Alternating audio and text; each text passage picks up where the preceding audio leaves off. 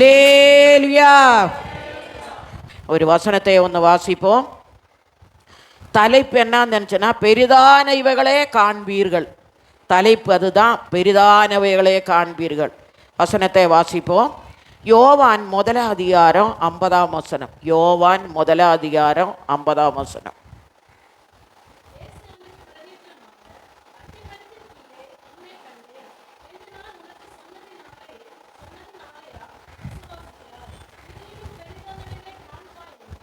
ஆமே. இரக்கமுள்ள தேவனே, உயிர் தெளிந்த கால வேளைக்காக நன்றியோடு துதிக்கிறோம்.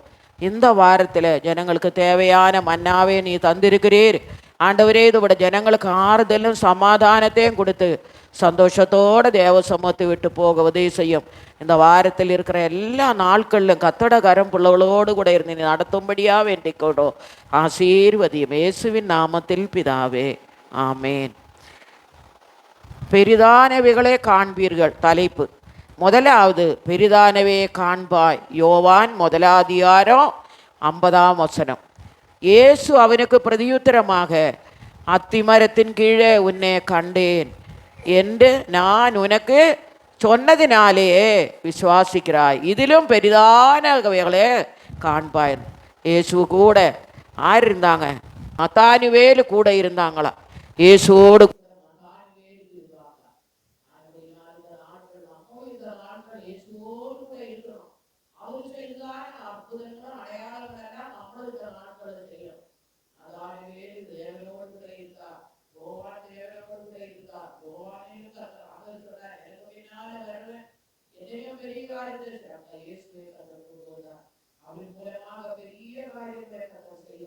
அதே போல நம்மளோடு கொட்ட இந்த இயேசுவை நம்ம என்னைக்கு ஏற்றுக்கொண்டேனோ, இயேசுவின் பிள்ளையாக கத்தர் நம்மளை மாற்றி இருக்கிறார்களோ, நம்ம மூலமாகவே கத்தர் பெரிய காரியங்களை நம்ம போகிற இடங்களில் வர இடங்களில் நம்ம காண்கிற ஜனங்கள், உங்களால் எந்த அற்புதம் செய்ய முடியுமோ அந்த இடத்துல செய்யணும். ஒரு வியாதிஸ்தர்கிட்ட போறீங்களா, அவங்களுக்காக ஜெபம் பண்ணுங்க. கத்தர் நம்மளே கொண்டு அந்த இடத்துல என்ன செய்ய சித்தமாக இருக்கிறதோ அதே நம்ம இந்த நாட்களில் செய்ய வேண்டும். அங்கே ஒரு காரியத்தை நம்ம வாசிக்கிறோம். யோவான் 2ஆம் அதிகாரம் 1 10 வரை வசனம். இயேசு முதலாவது செய்த அற்புதம், கானாவூர் கல்யாணத்தின்னு தண்ணீரை திராட்சரசமாக்கி மாற்றினார். அந்த இடத்துல தண்ணீர் திராட்சரசம் இல்லை. இயேசுவின் தாய் போய் சீஷர் இடத்துல சொன்னாங்க, நீங்கள் அவர் என்ன சொன்னாலும் நீங்கள் அதே செய்யுங்கன்னு சொன்னாங்க. என்ன பண்ணியிருக்கிறா, கற்சாடிகள், பெரிய கற்சாடிகள் தண்ணி நிரப்பி வச்சுருந்தாங்க. ஆண்டவர் என்ன சொன்னார், திராட்சரசம் குறைவுபட்ட போல் நீங்கள் அந்த கற்சாடிகளை தண்ணீர்னால நிரப்புங்கன்னு சொன்னாங்க. இது வேற யாருக்கும் தெரியாது. இயேசுவின் அம்மா சொன்னாங்க, அவர் உங்களுக்கு ஏதாவது சொன்னால் நீங்கள் அதே செய்யுங்கன்னு சொன்னாங்க. அது அம்மாவுக்கும் தெரியும், இந்த சீஷர்களுக்கும் தெரியும். வேற அங்கே யாருக்கும் தெரியாது. பந்தி விசாரிப்புகாரு கூட தெரியாது அங்கே என்ன நடக்குதுன்னு. அதுக்கப்புறம் கத்தர் என்ன பண்ணிட்டாரு, அவர் ஜெபம் பண்ணி அது திராட்சரசமாக்கி மாற்றினாங்க. இயேசு செய்த முதலாவது அதிசயம், அற்புதம். அது திருப்பி கொண்டு போய் கொடுக்கும் போது எல்லாரும் கேட்குறாங்க, என்னப்பா முதல்ல நீதே ஒழிச்சு வச்சுட்டு ரெண்டாவது எங்களுக்கு கொடுக்குறியனாப்பா. அவனுக்கும் தெரியாது, என்னன்னு தெரியாது, அங்கே நடக்கிற ஒருத்தருக்கும் தெரியாது. அது பந்து விசாரிப்புகாருக்கு மட்டும்தான் தெரியுது எப்படி இருக்கு. அதனால் இந்த நாட்களில் இயேசு செய்த அதிசயத்தை, அற்புதங்களை நம்மட வாழ்க்கையில் இந்த நாட்கள் கத்த செய்வார். இயேசு தண்ணீரை திராட்சரசம் மாற்றினார். உங்களாலேயும் கூட எவ்வளோ அற்புதமான காரியங்களை நம்ம புதிய ஏற்பாடு காலத்தில் இயேசுவை விசுவாசிக்கிறவர் அதிலும் மேலான காரியங்களை செய்வார்னு கத்தர் சொல்லியிருக்கிறார். ஆனால் அந்த நாளில் இயேசு பெரிதானவைகளே காண்பாயின்னு சொன்னார். இயேசு செய்த பெரிய அற்புதம், கானாவூர் கல்யாணத்தின் தண்ணீரை திராட்சரசமாக மாற்றினார். அதே போல் இந்த நாட்களும் கத்தர் அதிசயங்களே செய்கிறதான தேவர். அதிசயங்கள் செய்கிறவர் எங்கே இருக்கிறாரா? நம்ம அழுவிலே இருக்கிறாரா? அற்புதங்கள் செய்கிறவர் என்றும் நமக்குள்ள உங்களைய கொண்டும் கத்தர் இந்த நாட்களில் அதிசயங்கள் அற்புதங்களை செய்கிறவராயிருக்கிறார். இயேசுவானவர் முதலாவது பெரிதானவைகளே காண்பாயின்னு சொன்னாங்க, பெரிதான அற்புதத்தை செய்தார். அது மட்டுமல்ல, சங்கீதம் 71:19 வாசிங்க. சங்கீதம் 71:19.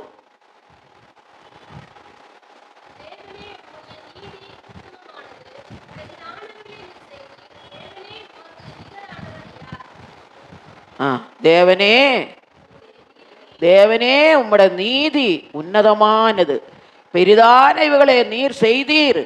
தேவனே உமக்கு நிகரான, அவருக்கு நிகரானவர் ஒருத்தரும் இல்லை.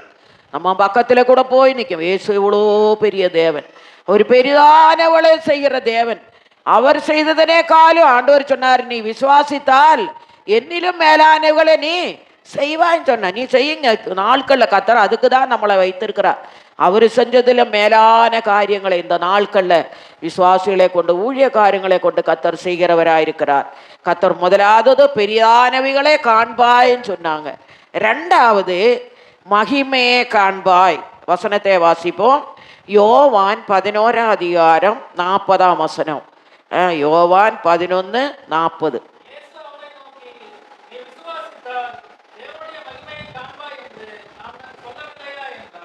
இயேசு அவளை நோக்கி நீ விசுவாசித்தால் தேவனோட மகிமையை காண்பாய் என்று நான் உனக்கு சொல்லவில்லை. நான் கத்தர் இந்த நாட்கள்ல இயேசு அந்த காலத்தில் எவ்வளோ அற்புதங்கள் அடையாளங்கள் செய்தார். அதே போல் இந்த நாட்கள்ல நம்மளே நோக்கி கத்தர் செய்கிறார். நம்மளை தேவனே விசுவாசித்தால் நம்மளால் எல்லாம் செய்ய முடியும். மகிமையானதே காண்பாய். நீ மட்டுமல்ல, பிள்ளைகளும் நம்ம வாரிசு தான் நம்ம பிள்ளைகள். அவங்களும் அவளைங்களை கொண்டும் கத்தர் பெரிய காரியங்கள். இயேசு அவளை நோக்கி நீ விசுவாசித்தால் தேவனோட மகிமையை காண்பாய் என்று நான் உனக்கு. நம்ம விசுவாசித்தனால் கத்தர் செய்த நாளிலும் பெரிதான காரியத்தை உங்கள் மூலமாக, உங்க பிள்ளைகள் மூலமாக கத்தர் செய்வார். இன்னொரு வசனத்தை வாசிப்போம். யோவான் 11:32-44 வரை வாசிங்க. அங்கே என்னன்னு நினைச்சனா, இது யாரை பற்றி சொல்றாங்க? அங்க லாசருவை பற்றி சொல்றாங்க. லாசர் மரித்து போனாங்க. மார்த்தாளும் மரியாளும் அழுறாங்க. இயேசுக்கு சொல்லி விடுறாங்க. இயேசு நேசிக்கிறதான பிள்ளைகள் மார்த்தாளும் மரியாவும் லாசரும். அப்போ ஏற்கனவே உடம்பு முடியாதப்படியே சொல்லி விட்டுட்டாங்க. ஆனால் அவருக்கு வர முடியாத சூழ்நிலை. ஒரு இடத்துல ஊழியம் செய்துட்டு விட்டுட்டு ஓடி வர முடியாது. பிரசங்கம் பண்ணி இருக்கிறாங்க, விட்டுட்டு வர முடியாது. இயேசு அவளை நோக்கி உன் சகோதரன் உயிர் தெழுந்திருப்பாள் இருப்பான் என்றார். அதற்கு மார்த்தாள் உயிர்த்தெழுந்தால் நடக்கும் கடைசி நாளில அவனும் எழுந்திருப்பான் என்று அறிந்திருக்கிறேன் என்றார். அவர் அவன் உயிர்த்தெழும்பார், அவர் விசுவாசத்தோட சொல்றாங்க. ஆனா மார்த்தாள் என்ன சொல்லுது? கடைசி நாள்ல தான் அவனும் உயிர்த்தெழும்பான். அவங்களுக்கே விசுவாசம் இல்லை பாருங்க. கத்தர் அவங்களோட விசுவாசத்தை கனம் பண்ணாங்க. மழித்து 4 நாள் ஆயிட்டே நாட்டம் பிடிச்ச சரீரத்துல இயேசு போய் நின்று என்ன சொன்னாங்க? லாசருவே வெளியே வான்னு ஒரே வார்த்தை தான் சொன்னாங்க. அந்த இடத்துல வல்லமை இருந்துச்சு, அதிகாரம் இருந்துச்சு. உடனே லாசர் வெளியே வந்துச்சு. வசனத்தை வாசிங்க. லாசருவே வெளியே வா. அதுக்கு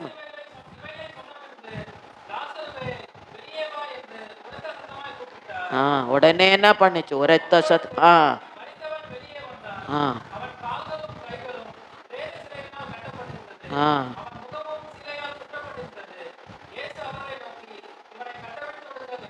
பார்த்துங்களா? உடனே ஆண்டவர் என்ன சொன்னார்? அவன் அப்படியே எழும்பி வெளியே வந்துட்டான. அப்புறம் நீ கூட நிற்கிறவட்ட கட்டை அவிழ்த்து விட சொன்னாங்க. இயேசுவால கூடாத காரியம் ஒன்றுமே இல்லை. ரெண்டாவது அதிசயத்தை இயேசு கண்ணீர் விட்டது முதல் லாசரு கல்லறையில தான் கண்ணீர் விட்டார். அதே போல இயேசு நேசிக்கிறதான பிள்ளை ஆண்டவர் நம்மளையும் பார்த்து இந்த நாட்கள்ல லாசருவே வெளியவான்னு சொன்னது போல நம்மளை எப்படியோ மரணம் இல்லா கூட கட்டுகளுக்குள்ள நம்ம இருக்கிறோம், அந்த பெரிய சிக்கி கொண்டு இருக்கிறோம். அந்த இடத்துல ஆண்டவர் சொல்றாரு, மகளே நீ வெளியே வா, மகனே நீ வெளியே வா. கத்தர் விடுதலை தருகிற தேவன். எத்தனையோ வியாதியிலும் இக்கட்டான சூழ்நிலையிலும் நம்ம சிக்கி கொண்டு இடத்துக்கு இருக்க இடத்துல இயேசு அந்த இடத்துல வரும்போது, இயேசுவை கூப்பிடும் போது கத்தர் விடுதலை தருகிறவராயிருக்கிறார். அதில் ஒரு லாசருவே வெளியே வா என்றார் கத்தர். அதே போல கத்தர் இந்த நாட்கள்ல அதிசயங்களை செய்கிறவர். அவர் அந்த அற்புதங்களை செய்த தேவன் இன்னைக்கு நம்மட மத்தியில் இருக்கிறார். பெரிதானவைகளே காண்பாய். இரண்டாவது மகிமையானதே காண்பாய். மூன்றாவது வாழ்வை காண்பாய். சங்கீதம் 128:5-6.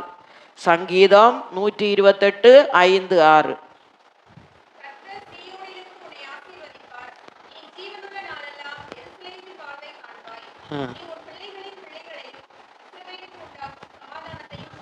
ஆமே. கத்தர் என்ன பண்ணுவாரு? கத்தர் சியோனில் இருந்து உன்னே ஆசீர்வதிக்கிற தேவன். நம்ம எல்லாரையும் கத்தர் சியோனிலிருந்து கத்தர் நம்மளை ஆசீர்வதிக்கிறவர். கத்தர் நம்ம ஆசீர்வதித்தால் ஆசீர்வாதம் தான். அவர் ஆசீர்வத்தினால் நமக்கு எந்த ஆசீர்வாத குறைகள் வராது. கத்தர் சியோனிலிருந்து உன்னை ஆசீர்வதிப்பார். நீ ஜீவனுள்ள நாளெல்லாம் எருசலேமின், நமக்கு தெரிஞ்ச சங்கீதம் 128ஆம் சங்கீதம் தான் எல்லா கல்யாணத்துக்கும் வாசித்து அவங்களை ஆசீர்வதித்து விடுகிறோம். அதே மாதிரி இந்த வசனம், கத்தர் சியோனிலிருந்து கத்தர் உங்களை ஆசீர்வதிப்பார். ஜீவனுள்ள நாளெல்லாம் எருசலேமின் வாழ்வை காண்பாய். உன் பிள்ளைகளை இஸ்ரவேலுக்கு உண்டாகின சமாதானத்தையும் காண்பாய். 128ஆம் சங்கீதம் உள்ள அழகான வசனங்கள். ஆனபடினால கத்தர் இந்த நாளில் உங்களையும் கத்தர் சியோனிலிருந்து வந்ததான பிள்ளைகளே அவங்க குடும்பங்களையும் கத்தர் ஆசீர்வதிப்பார். நீ ஜீவனுள்ள நாளெல்லாம் எருசலேம் தேவனுடைய ஆலயத்தில் மகிமையே நீ காண். வாழ்நாளெல்லாம் தேவனுடைய ஆலயம் எருசலேம், தேவனுடைய ஆலயம் சியோன். ஊழியக்காருக்கு கத்தர் வைத்திருக்க மேலான இடம் சியோன். அந்த சியோனை கட்டி தான் கத்தர் மகிமையில வெளிப்பட போகிறார். இன்னும் கொஞ்சம் நாட்கள் தான். ஆனபடினால் கத்தட வருகையில் நம்ம நெருங்கி இருக்கிறோம். நினையாத நேரத்தில் அவர் வருவார். கத்தர் சியோனிலிருந்து உன்னை ஆசீர்வதி. இந்த மாதம் இந்த கடைசி வாரத்தில் வந்திருக்கிறோம். உன்னே உன் பிள்ளைகளையும் கத்தர் சியோனிலிருந்து மேலான இடத்த பரலோகத்திலிருந்து கத்தர் உங்களை ஆசீர்வதிப்பார். இது ஜீவனுள்ள நாளெல்லாம் எருசலேமின் தெய்வத்தினோட வீட்டிலிருந்து கத்தர் உனக்கு கொடுத்துற நன்மைகளை ஆசீர்வாதங்களையும் கத்தர் உனக்கு தருவார். நம்மள வாழ்கிறது நம்ம ஒரே வாழ்வு, அது இயேசுக்காக நம்ம வாழ்வோம். கொஞ்ச நாட்கள் தான் கத்தர் நமக்கு வைத்திருக்குது. நாம் வாழ்கிறது ஒரே ஒரு வாழ்வு. அது யாருக்காக வாழணும்? இயேசுக்காக வாழும். இயேசு உங்களோடு கூட இருந்து அந்த வாழ்வே வாழ்வு கேட்ட கிருபையே கத்தர் உங்களுக்கு தருவார். அடுத்தது பலனே காண்பாய். முதலாவது பெரிதானவே காண்பாய், இரண்டாவது மகிமையே காண்பாய், மூன்றாவது வாழ்வே காண்பாய், நாலாவது பலனே காண்பாய். பிரசங்கி 11:1 வாசிங்க. நம்ம செய்யறது கேட்ட பிரதிபலனே கத்தர் நமக்கு தருகிறவராயிருக்கிறார். வாசிங்க.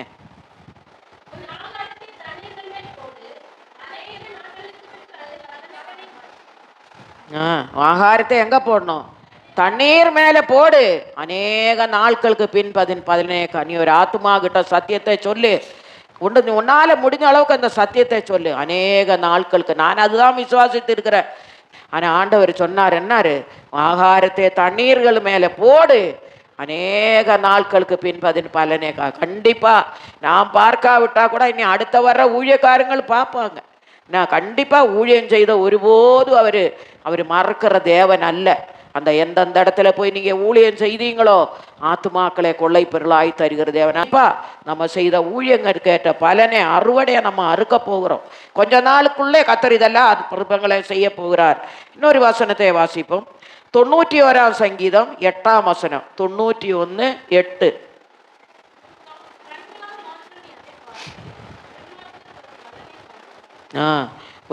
உன் கண்களால் மாத்திரம் நீ அதை பார்த்து துன்மார்க்கர்களுக்கு வரும்.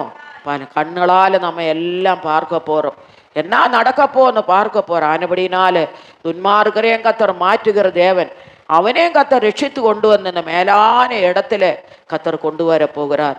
ஆனபடினாலும் ஆகாரத்தை தண்ணீர்கள் மேல போடு, அநேக நாட்களுக்கு பொறுப்ப. நீ சத்தியத்தை சொல்லுங்க, சொல்லிட்டே இருங்க. அதனால விட்டு விடாதீங்க.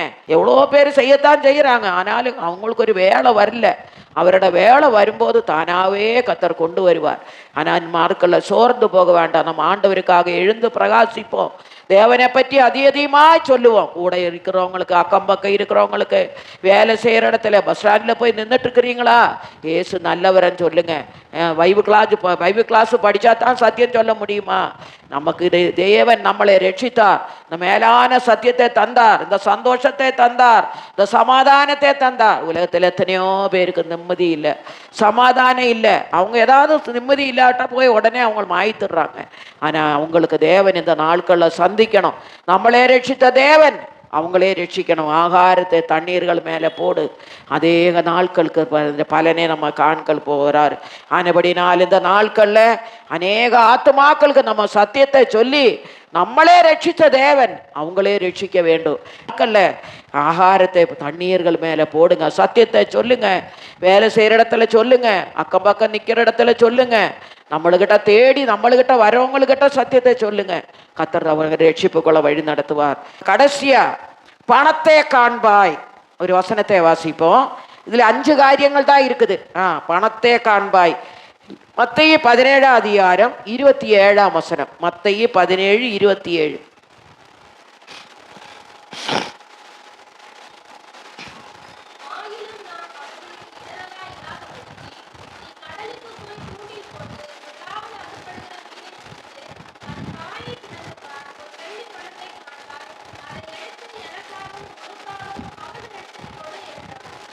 ஆகிலும் நான் அவர்களுக்கு இடரலா இராதபடிக்கு நீ கடலுக்குள்ள போய் தூண்டில் போட்டு முதலாவது அகப்படுகிற மீனை பிடித்து அதன் வாயை திறந்து பார். ஒரு வெள்ளிக்கா பணத்தை காண்பாய்.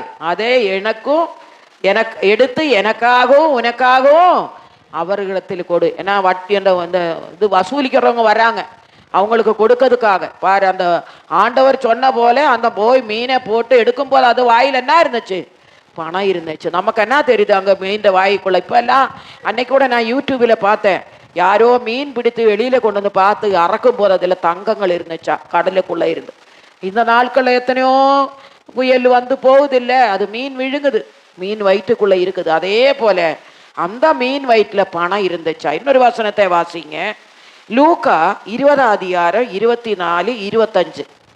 ஒரு பணத்தை எனக்கு காண்பீங்கள், இதில் இருக்கிற சொரூபமும் மேலெழுத்தும் யாருடையது என்று கேட்டார். அதற்கு அவர்கள் ராயனுடையது என்றார்கள். அதற்கு அவன், அப்படியானால் ராயனுடையது ராயனுக்கும் தேவனுடையது யாருக்கு கொடுக்கணும்? தேவனுக்குள்ள கொடுக்கணும். தேவனுக்குள்ள தேவனுக்கு செலுத்தணும். உலகத்தார் அந்த அவனுக்கு கட்ட வேண்டியதை வட்டி அவனுக்கு கட்டணும்.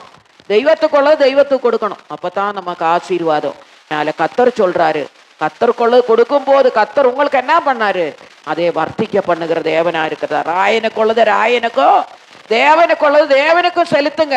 கர்த்தர் உங்களோடு கூட இருந்து இந்த மாதத்தின் கடைசி நாள், என்ன 5 நாள் தான் இருக்குது, இந்த நாள்ல கர்த்தர் உங்களை போஷிப்பார். உங்களோட தேவைகள் எல்லாம் கர்த்தர் தருவார்.